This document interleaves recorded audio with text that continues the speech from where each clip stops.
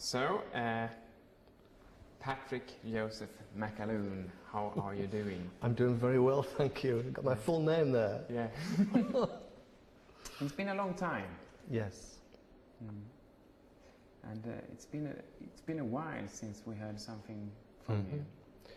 Yeah, the last thing was The Gunman and Other Stories, which was really a bit of a departure from the normal way that I would do things, in that it was an album of material, really, where I was covering my own songs, you know.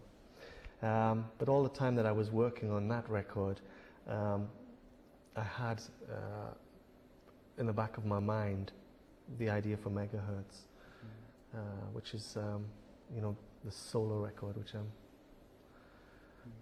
now presenting to the world. This is the first time you use, this is a Paddy McAloon album. Yeah. This is not a Prefab Sprout This is not a Prefab Sprout record, and it's really, it's purely a matter of presentation. I had at one point wanted it to be a Prefab Sprout record, but it felt as if, because I only sing on the one song on it, if I present it as a Prefab Sprout record, those people who like things like Cars and Girls or, well, whatever Prefab Sprout songs that people like, it might be confusing or it might be disappointing for them. So it seemed like a more sensible label to put on this, because no one knows what a no one knows what a Paddy McAloon record would sound like. In fact, people might expect it to be just a singer-songwriter's kind of album, whereas I think it's a radically different thing. All artists think they've done something radically different, but I think that in terms of my own history, this probably is radically different from what I normally would do. Perhaps, I don't know whether you agree, perhaps you do. I absolutely do, for certain. The title of the album, Yes. I Troll the Megahertz. Yes. Shall we start with that? Yes, well, I Troll a Megahertz was, I had to spoil the things that people can get from the record for themselves by saying too much about it. But the bones of the idea is that there's a woman talking about her life and the things that have happened to her. But my source of inspiration was the radio. I listened to a lot of radio broadcasts, and I would steal a word from here and steal a word from there, like a cut-up technique, like the William Burroughs thing or the David Bowie thing, whatever. And I would piece together paragraphs and sentences from things that I'd heard on the radio. And at first I was just doing it randomly. I would get sentences that sounded evocative or things that were moving. And then gradually I got this picture that it was a woman speaking. I wanted to tell a story of a woman speaking about her life. And that then became my plan for the words. And you know, I've been collecting the fragments of the conversation for a long, long time. But my main impetus for doing it was having an eye operation, and I couldn't use my computer properly. And I thought I'll try to do something different. So I listened to more and more radio broadcasts and collected more and more fragments. So I thought, okay, here's a piece of music that I can do that would not be as physical as staring at a computer screen for too long. I can just get all of these paragraphs, all of these thoughts, and then at a later date do something with music. So it's been on my mind for quite a while. Yeah, I know, because I've heard about the title. Yes.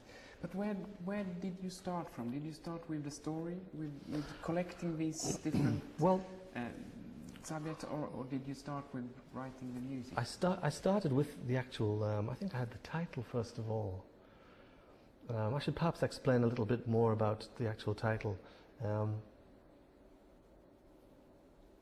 thought the act of memory is a bit like going through a radio station or tuning a radio and hearing bits and pieces from different stations.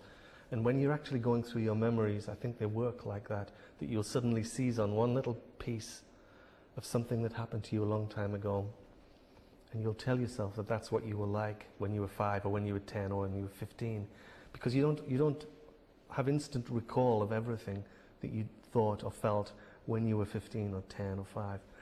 So we get these little bits and we magnify them, so we'll remember one thing from the year, 1977 or 1995, and they will become the key issue of that year.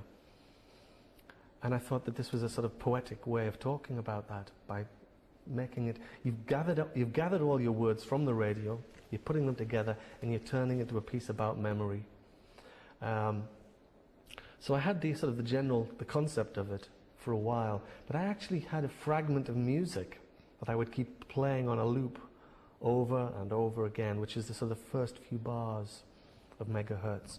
And at one point I actually thought that I might make an entire piece like a bit like the Gavin Bryars piece, Jesus Blood Never Fails Me Yet, where it's a slow loop.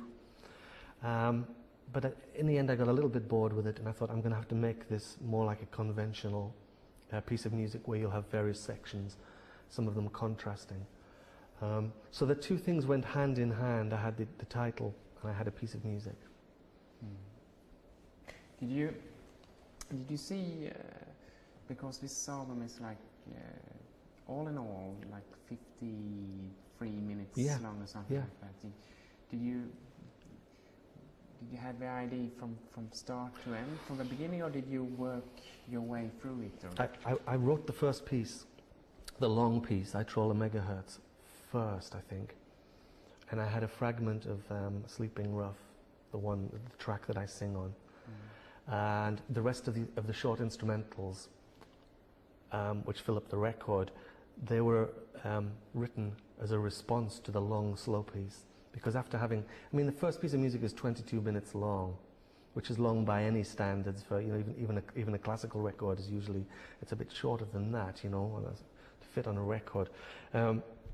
So having done something so slow and so rich with words, because there's a lot of talk on it, I thought the best thing to do would be something something that had a connection to it. So I would do orchestral pieces, but I'd make them much more snappy and short and easier to digest in one sitting. Whereas megahertz, I feel it's a bit like a radio play, or it's a movie where you've got to invest your time in it. You've got to sit down. You can't really put it on casually. I've tried it myself. You put it on and you're trying to do something else, and it doesn't really work. You have to give it your attention.